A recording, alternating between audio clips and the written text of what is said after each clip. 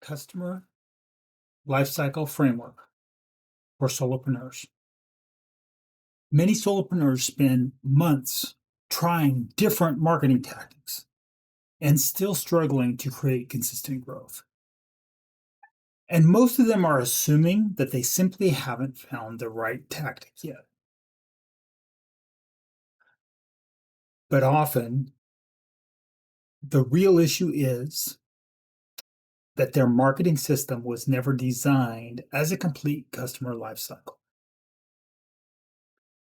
If someone asks you to describe the full journey from stranger to repeat customer in your business, could you map that clearly?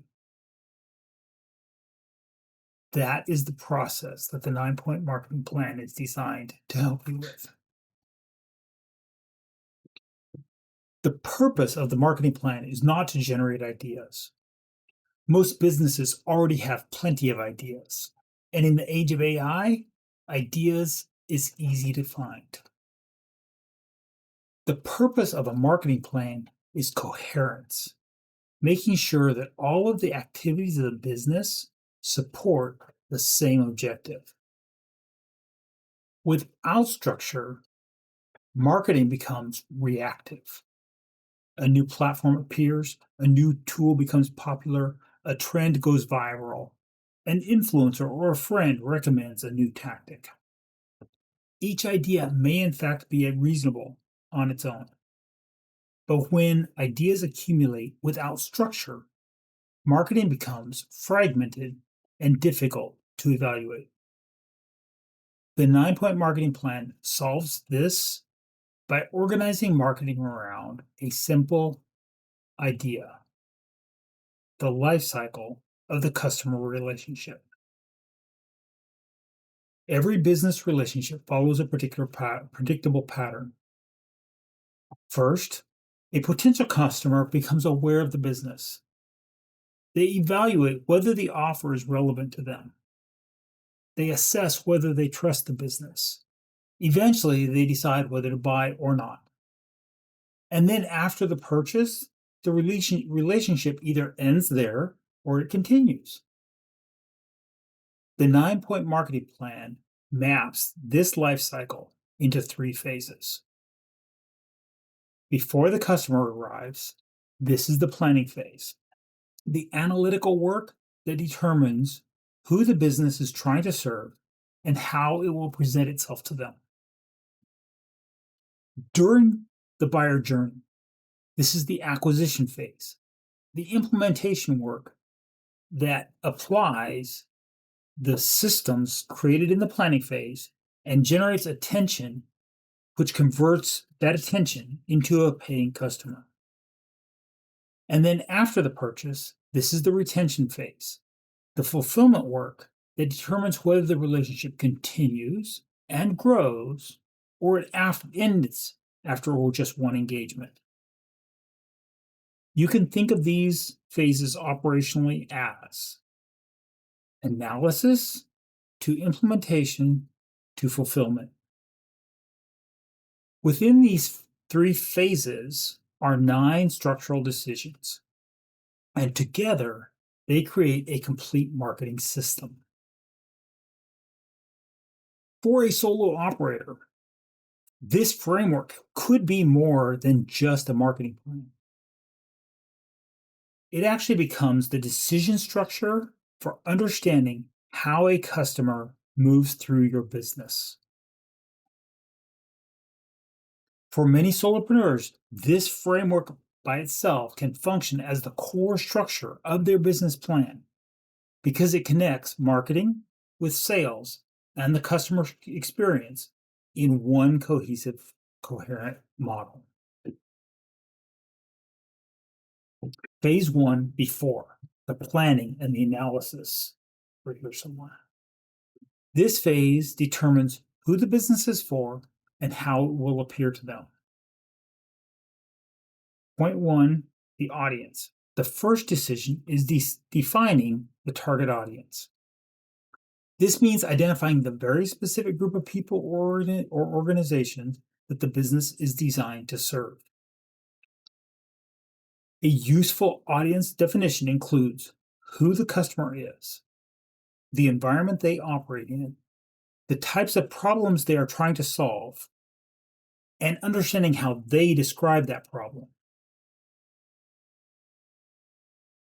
This is what is usually described as a niche or niche in the marketing industry. Clarity about the audience allows every other marketing decision to become more focused. Point two is the offer. The second decision is the offer or the message. The offer describes how the business solves a meaningful problem for the audience. A strong offer communicates three things clearly: what problem is being solved, what outcome the customer receives, and why the solution is valuable to that customer. Without a clear offer, marketing messages tend to become vague and interchangeable. Especially in the age of AI, this is why so many marketing messages sound the same. It is generic marketing hype instead of laser focused solution on a specific problem described in the ideal customer's terms, not in our terms as the marketer. Point three, the channels. The third decision is the channels or the media, the places where the business will reach its audience. Examples might include search engine, social platforms, magazines, email, partnerships, sponsorships, direct outreach, direct mail, events or community activities. The key idea here is not to be everywhere. The goal is to identify where attention from the target audience already exists. Choosing the right channels ensures that the marketing efforts reach the people most likely to benefit from the offer and not generic anyone and everyone. Don't try to be everywhere. Be everywhere that your customers are already listening. Phase two, during center line, acquisition and implementation. This phase governs how interest becomes a customer relationship. Once someone becomes aware of the business, the question then is, how does that attention turn into a sale? Point four, lead capture. Lead capture is the mechanism that converts anonymous attention into an identifiable prospect, a contact. Examples might be a newsletter subscription, downloadable resources, a consultation scheduled on the calendar, free assessments or tools accessed online, an estimate or a quote, a site or project survey. The purpose of the lead capture is to initiate a direct conversation with a particular potential customer. Lead nurture. Most purchases do not happen immediately after the first contact. Lead nurture exists to build trust with those prospects who are still evaluating whether the business is the right solution for their situation. Lead nurture often includes email communication, educational content, follow-up texts or phone calls, helpful resources, holiday greetings. Over time, this communication builds better understanding for the prospect of the value of the offer and establishes and reinforces trust in the business.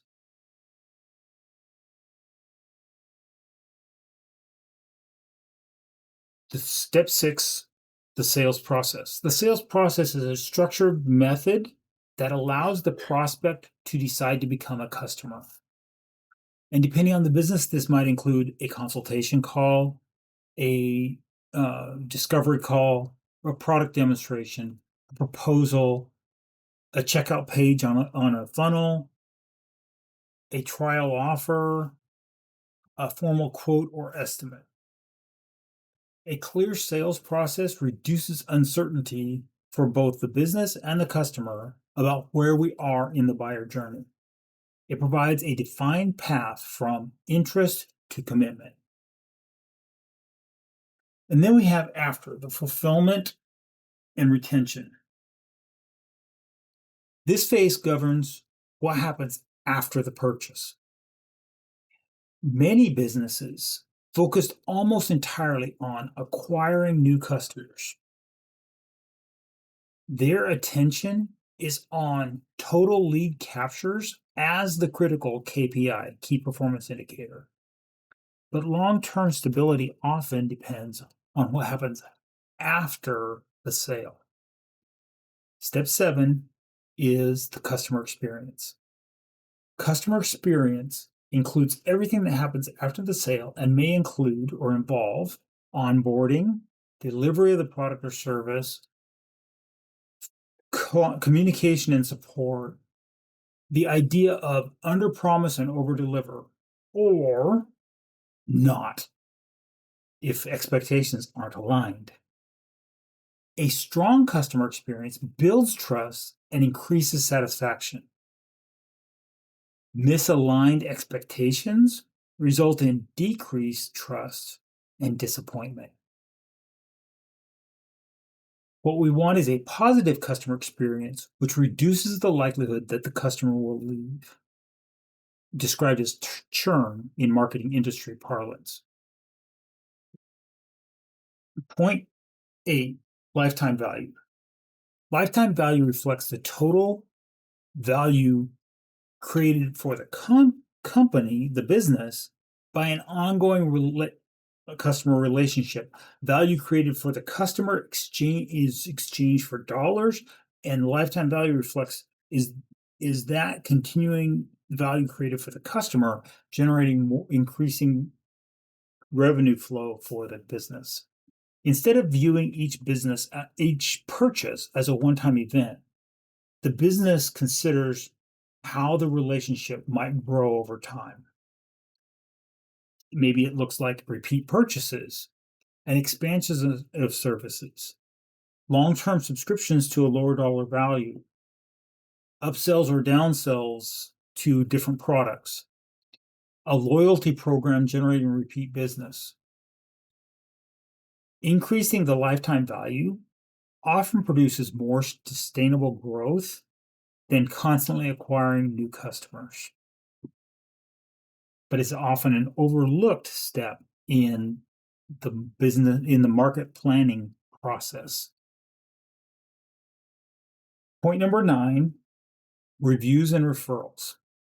Satisfied customers are one of the most powerful sources of new customers, new opportunities.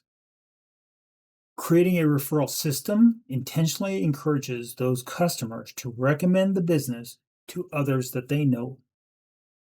Examples might include requesting a testimonial, a review generation and social sharing system, a referral program, customer introduction systems, simplification, customer appreciation events. Referrals connect the end of one customer relationship to the beginning of another. And then we have a feedback loop. The 9-point marketing plan is not a linear checklist, 1 through 9. It is a continuous cycle. The customer experience, the lifetime value, and the referrals provide feedback to the business about how that experience went. That feedback informs the planning phase. It helps refine the audience, especially understanding of the relevant pain points of the audience. The offer, especially what part of the message resonated with the prospect that resulted in them choosing to become a lead. Refining which channels were used to reach them. How do you learn about us? Which returns the system to the beginning. Planning leads to acquisition. Planning leads to acquisition. Acquisition leads to fulfillment. Fulfillment produces insight that improves planning. This loop allows the business to become progressively more effective over time.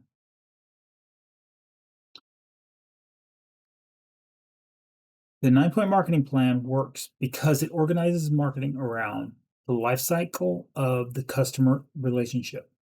It ensures the business has a clearly defined audience, a compelling offer, the right channels for reaching that audience, a method for capturing interest, a system for nurturing trust, a strong customer experience, a structured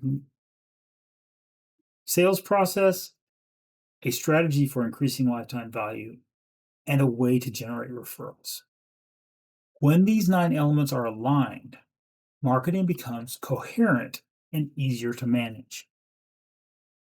Instead of constantly searching for new tactics, the business can focus on strengthening the system it already has. The marketing plan as a decision aid allows the owner to recognize when new ideas align or clash with the existing strategy, ensuring that the decision about that new idea is made deliberately. And over time, clarity produces predictable growth.